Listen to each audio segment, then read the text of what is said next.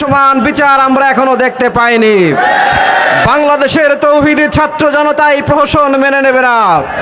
July massacre যারা ঘটিয়েছে, যারা আমার ভাইয়ের রক্তের উপরে হোলি খেলেছে, যারা নিরীহ তৌহিদি ছাত্র জনতার বুকে গুলি চালিয়েছে, অচিরেই তাদের বিচার কার্যকর করতে হবে।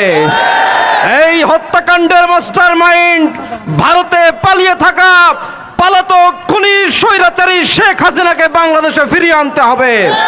এই বাংলার মাটিতে শেখ হাসিনার বিচার কার্যকর করতে হবে। যদি তা না করা হয়, যদি আবার যুদ্ধ করতে হয়, বাংলাদেশের তৌহিদি ছাত্র জনতা আবার যুদ্ধ করবে। যদি আবার জীবন দিতে হয়, ইসলামী ছাত্র শিবিরের কর্মী ভাইয়েরা বুলেটের সামনে আবার বুক পেতে দিবে। কিন্তু বাংলাদেশের তৌহিদি জনতার একমাত্র দাবি, জুলাই মেসাকারের হত্যাকাণ্ডের বিচার বাংলাদেশের মাটিতে হতেই হবে ইনশাআল্লাহ। আজকে যারা জুলাই হত্যাকাণ্ডের পর আবার মাথা উঁচু করে দাঁড়াবার চেষ্টা করছেন, আপনাদেরকে সাধু সাবধান করে দিতে চাই। এই রয়েল চত্বরের ত্রাস মিজানুর রহমান মিজানের বিচার কার্যকর হয়েছে। আপনারা অপেক্ষা করুন, খুলনা শহরে শেখ পরিবারের প্রত্যেকটি সদস্যকে খুঁজে খুঁজে বের করে বিচারের আওতায় আনা হবে ইনশাআল্লাহ। একজনকেও ছাড় দেওয়া হবে না।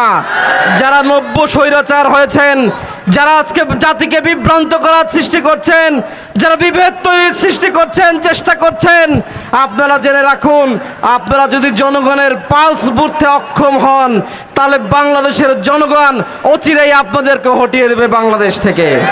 আমি আজকে তৌহিদি ছাত্র জনতার পক্ষ থেকে উদাত্ত আহ্বান রাখছি, এই জুলাই বিপ্লবের এই চেতনাকে ঐক্যবদ্ধভাবে ধরে রাখতে হবে।